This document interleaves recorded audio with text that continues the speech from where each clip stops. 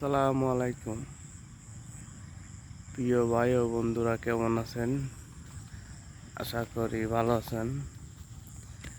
আমি আপনাদের কাছে একটা বিষয় নিয়ে বলতে চাচ্ছি। ছোট হিসাবে ভুল হলে ক্ষমা করবেন।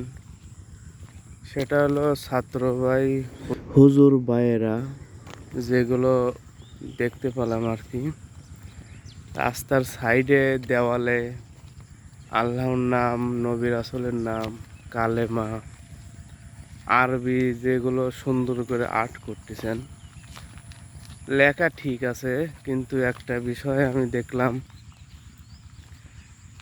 যে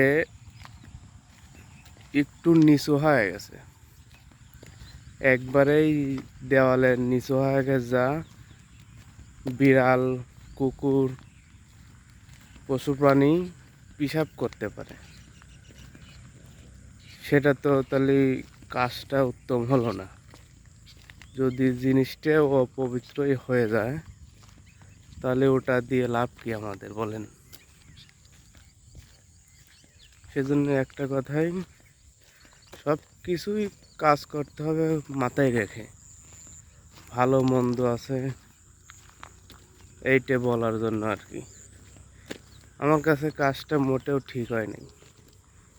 ভালো কাজ করতে গিয়ে একটা খারাপ কাজ হয়ে গেল আর কি। আল্লাহ সন্তুষ্ট হবে না। তো ভুল হলে, ছোট হিসাবে ভুল হলে ক্ষমা করে দিবেন, ক্ষমার দৃষ্টিতে দেখবেন। আসসালামু আলাইকুম।